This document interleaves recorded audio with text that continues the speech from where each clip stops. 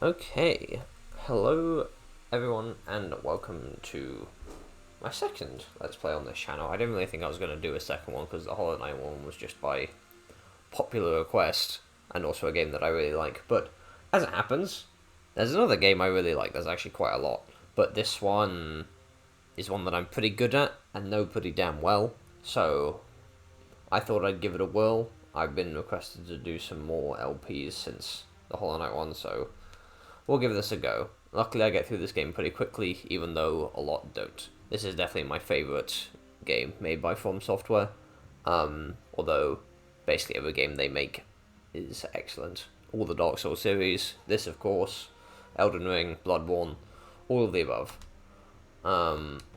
So, we're going to be starting a new game.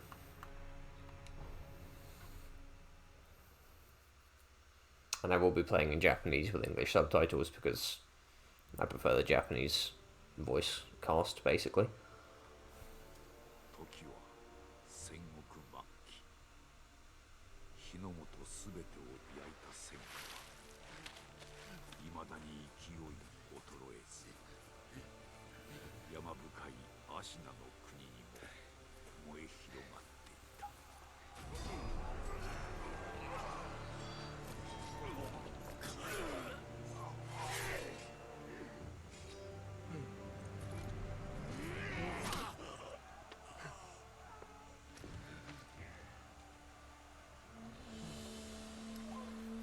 戦が終わるのか。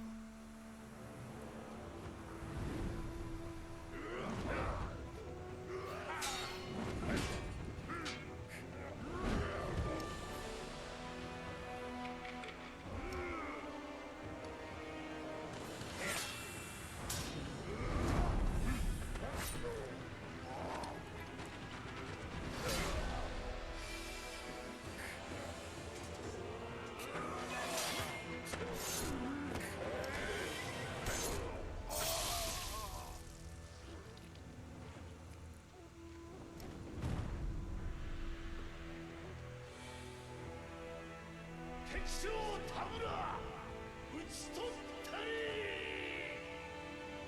剣聖芦名一心、国取りの決戦であった。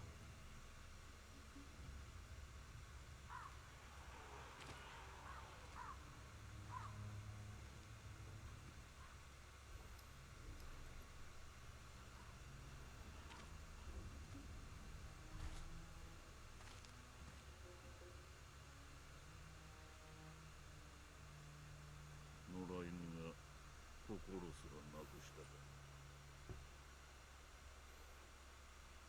ああ、共に来るか、飢えた狼。そして戦場で拾われた狼は修行の末熟達の忍びとなった。忍びの掟は忘れまいな。親の次に大事なもの、お前の心に刻むがよい。あれが今日からお前のある。命を賭して守る。たとえ奪われるとも必ず取り戻す。よいな、狼よ。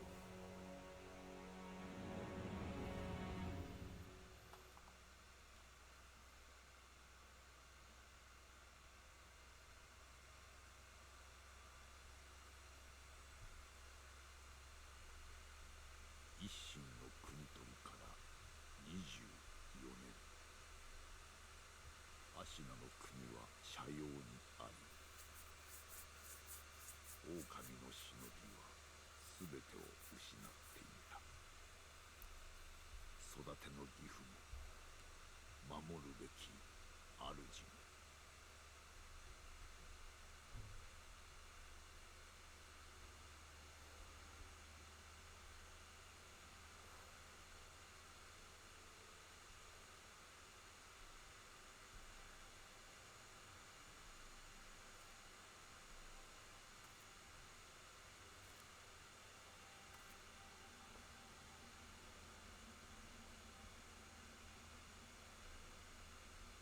忍びよ、目覚めてください。あなたの主のため。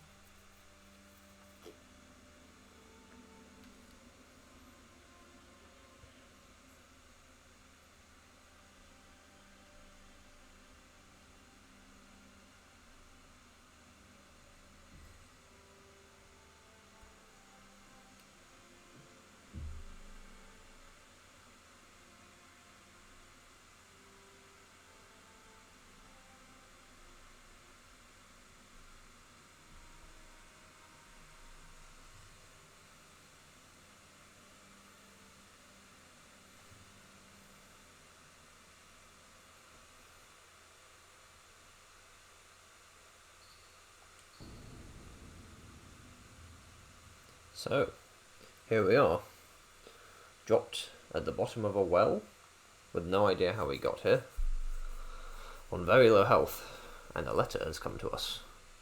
Kuro's wolf, your destiny awaits you at the Moonview Tower. Escape from the well, and find the tower bathed in moonlight. Even without a blade, you can reach it. Stay silent, stay vigilant. I also get Kuro's charm, because I have beaten this game before quite a number of times. If this is your first time playing, you won't have that. Don't worry about it. There's some water back here. You can swim around. Press B to go faster. There's something up there, but try as we can't seem to reach it. And we can't dive into the water. So, for now, we'll have to find a different way out. Very helpful instructions there on the left. A to jump, and then you can kick off a wall to jump off it. It's only once sort of per wall, because you will jump away from it. Here we are in the Ashina Reservoir.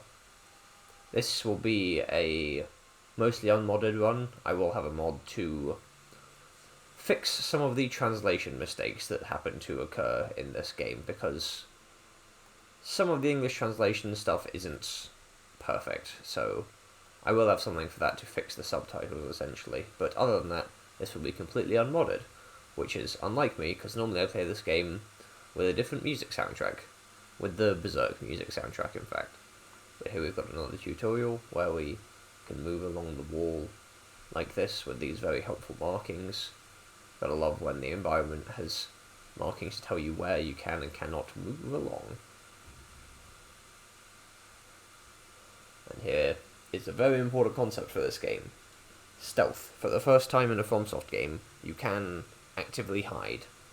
So, we're going to have to, since we don't have a way to fight anyone at the moment. And it was also just telling us that we can peek around corners if we're at the edge of a shimmy place like this.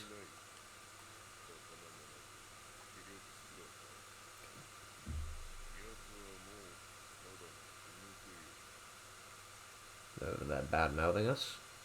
So, for now, we can't do much about it. We're going to have to sneak through the grass. And underneath this house. Okay, they did spot me there. That's my bad. Whoops. But they also can't reach you under here. So, we're just going to sneak out the other side. Enemies will sort of forget about you if they lose line of sight for a bit. So, down we go. And once again, the environment has decorated itself to tell us where we can do something, which is here, hanging off a ledge and shimmying along once again. We could drop down, but that is death. So we're going to climb up. Remain sneaking, jump over the gap. So this game bore not one, but two unique aspects to FromSoft games.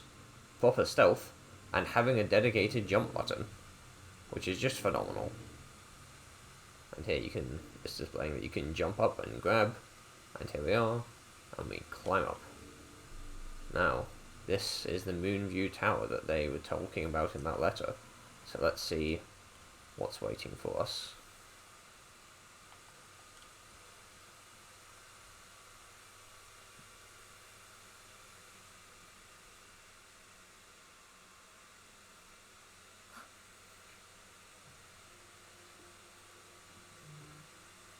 よく来てくれた。久しいな、狼よ。お迎えの参上いたしました。我が主。うん。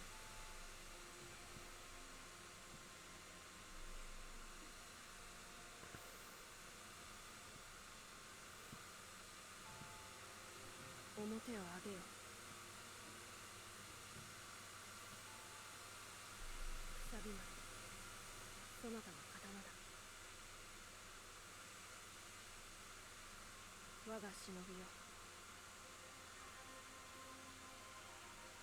主従の約定に従い、命を賭し我に仕えよ。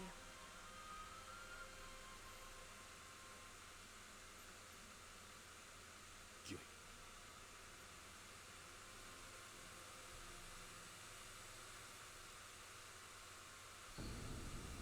And here, we have finally obtained our weapon.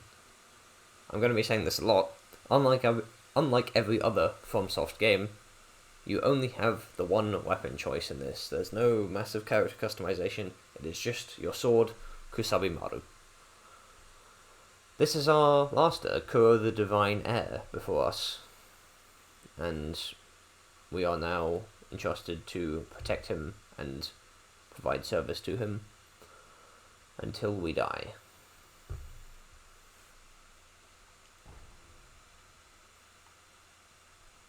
Here we are. 狼よ、傷を負っておるようだな。そうだ、そなたにこれを託そう。薬水のひょうたんだ。これで傷を癒してくれ。And here we have our healing mechanic. This actually is exactly like every other FromSoft game, where you've got your healing system, whatever it is, Estus flasks in Dark Souls, Crimson flasks in Elden Ring. In this one, it's just a healing gourd with a bunch of strange water in it, made by an extraordinary doctor, Dogen. そなたの体、その後大事はないか。その命と。あの世のこと覚えておらぬのか。いや、司祭は後にしよう。今はこの足の城を脱さねばならん。堀沿いに進んだ橋の下に場外への抜け穴がある。一心様よりそう聞いたことがある。まずはその橋下の抜け穴を見つけてきてほしい。見つけたらそうだな、足の歯笛で合図をくれるか。ほら昔聞かせてくれたであろう。こうピーッとな。その音を頼りにそなたのもとへ行こう。狼よ、そなたからも何かあるのか。 And this part, again, since I have Kuro's charm, this is exclusive to having beaten the game already once. If you give him the charm, you will increase the difficulty quite drastically for yourself, and that's how I've played through the game a number of times. I'm not going to do it here. Even if you accidentally give it to him, you can take it back. So, for now, we're just going to play through it on a nice, casual playthrough because, well, I want to do this casually, basically. I make it more of a walkthrough than a challenge run.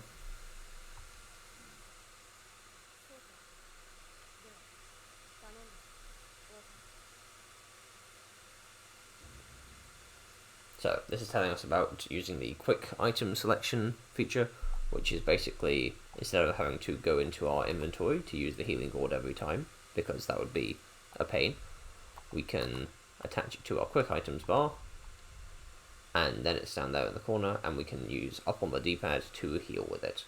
Up on the D-pad will heal, well, we'll use whatever is in that slot, which can be a number of things. The only other thing we have right now, though, is a homeward idol, which takes us to the last safe spot, essentially, but right now there isn't anywhere to use that with. 堀に沿って進んだ橋の下に場外への抜け穴がある。このアシナの城を脱するため、橋下の抜け穴を見つけてきてほしい。見つけたら合図をくれ。アシの歯笛をそなたと私の不調としよう。 Okay, and this is just the same as before. But no. And then upstairs, you want to be able to, you want to investigate every building you can in this game, because you never know when you might find a nice little secret. These are pellets, and they are used to heal. They, however, do not restore like the healing gourd, so you have to be more careful. And they're also more of a gradual heal, rather than the gourd, which is a whole lot at once.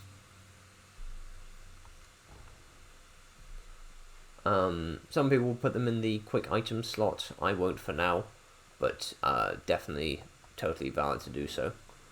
Oh, and I should probably actually heal using the healing gourd as well. I may be confident, but I'd still like to be careful. This is the most important mechanic of this game. Every other FromSoft game has posture, but not in the same way as this does. So,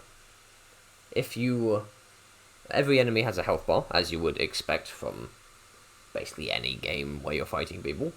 However, if in this game, enemies also have a sort of second health bar, a posture bar, and if that is also fully depleted, then that also gives you a chance to finish them off.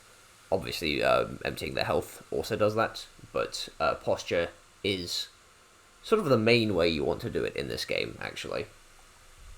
Mostly because it's incredibly satisfying. So, we lock on by pressing down right stick, we draw our sword, but the sword draw is automatic, there's not a button to do that, and we take him down. You cannot be damaged during the death blow animation.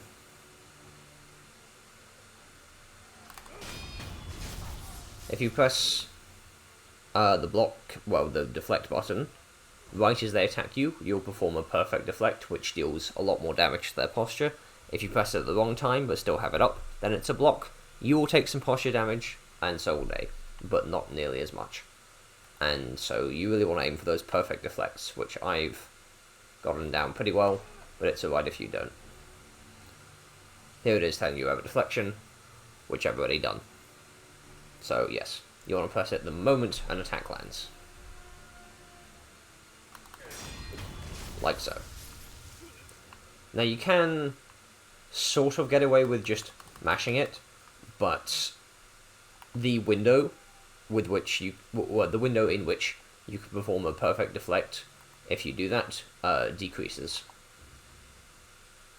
Now let's see if we can approach these guys in a more stealthy manner than we did those last two, because that is a big aspect of this game. A lot of bosses you can make significantly easier by getting a surprise on them, by approaching it stealthily. So, that includes attacking from the air, like so. If you see that red mark, that means you can get them. Now, who's up first?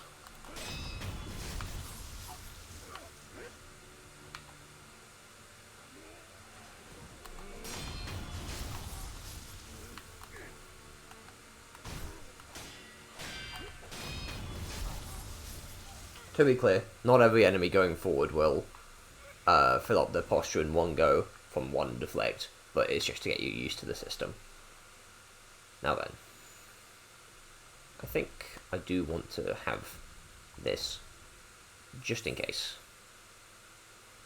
Because there is a guy up here. He's totally optional. If you want to just continue the main plot thing, I believe. Actually, I may be wrong. I'm not sure. I believe. No, okay, I am wrong. Sorry, you cannot. You have to beat this guy, which is your first boss of the game. Either Shigenori Yamauchi, the guy who spotted us earlier, and the guy who was also bad-mouthing us earlier, so we can get a little bit of payback for that. So here it is telling you about, after deflecting, if you perform a slash immediately after, it will typically be more powerful and do a bit more posture damage than usual. And also, obviously, gets in quite quickly. The difference is not hugely significant, but it matters all the same. So, he's got a bigger sword, he's going to have some different attacks. As you can see, his posture bar is taking a little bit longer. and that's mine at the bottom. And as you can see, he's got 2 red circles, which means he requires 2 death blows to finish off, as it's telling you here. So, you have to either fill up their posture gauge twice, or do their health twice, or do one or the other. And that's sort of how it works. You can see how many death blows they have up there, and so we've done 1, let's do the second.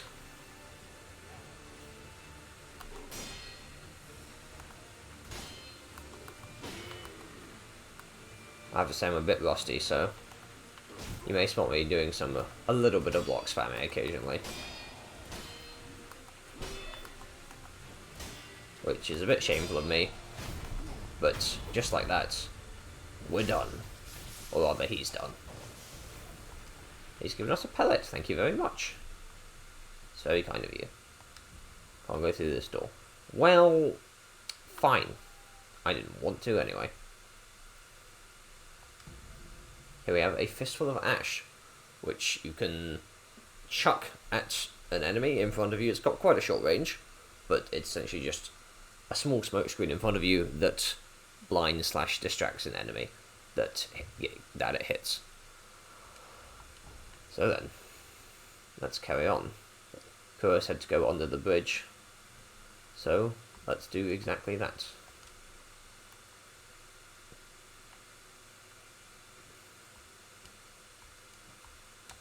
So that's us wall jumping into a ledge hang.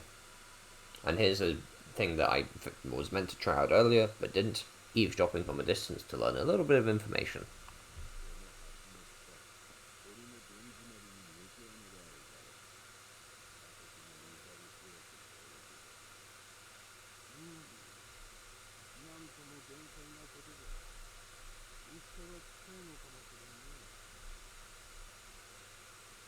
This guy's reminding us about the secret passage, which is why we're down here in the first place. To get out of here. Sounds like war's on the horizon, and I don't think we want to be around for that. Here's one of these guys. I realised I didn't really give him a chance to show off what he does. That's because I really don't like fighting them. There will be more in the future, much to my dismay.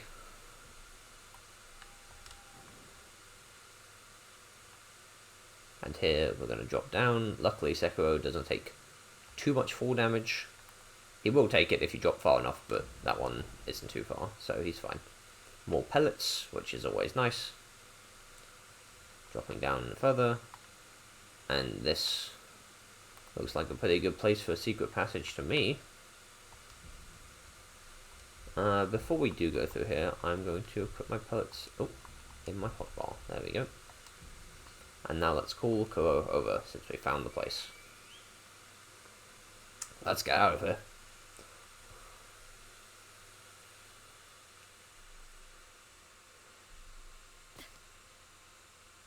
He's not really as good at this as we are.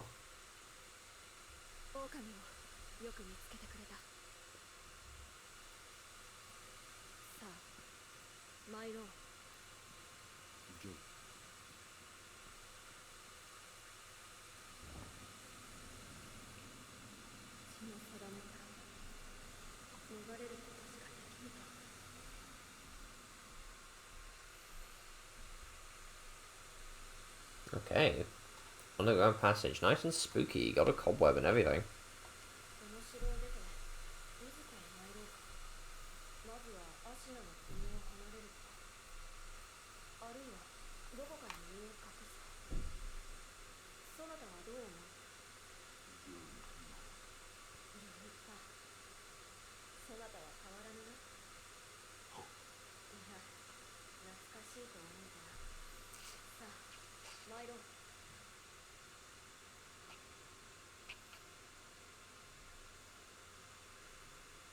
Up some stairs, and this is our way out.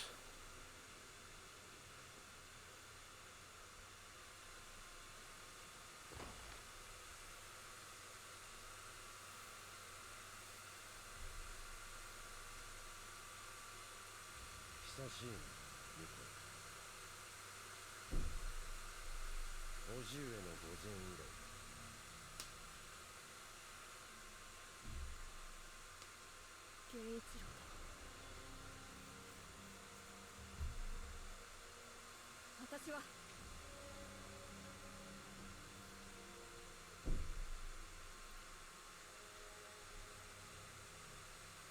すまん。お任せ。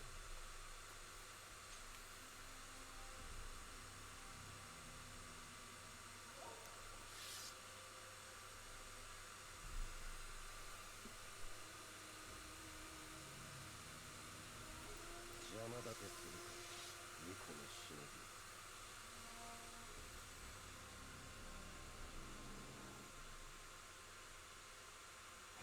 For reasons we do not know, we have to fight this guy.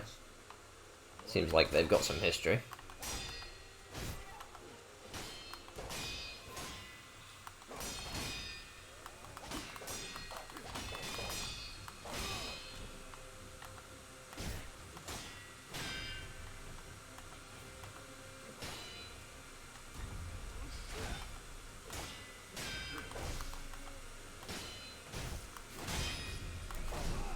Ah! Mistimed that one.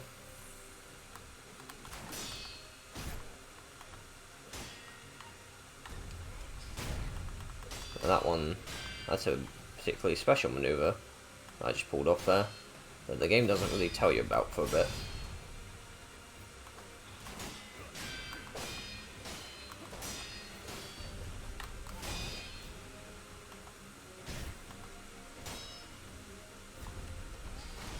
Essentially, sometimes, when someone's underneath you, you can jump on top of them.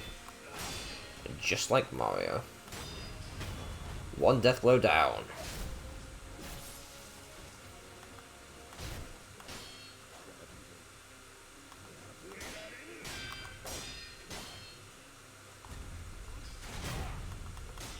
The way to do that is to jump in the air and then press the jump button again to do a kicking attack. There's another chance to do it. But it only works when they're low. Like so. He keeps presenting us with the opportunity, which is very nice of him.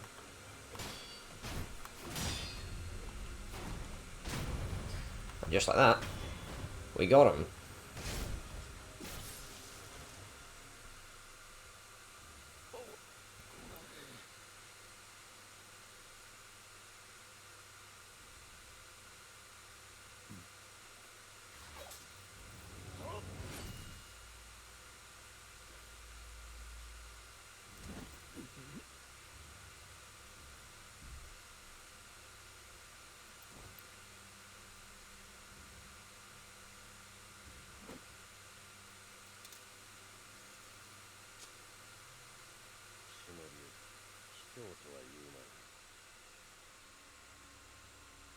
巫女はもらっていくぞ。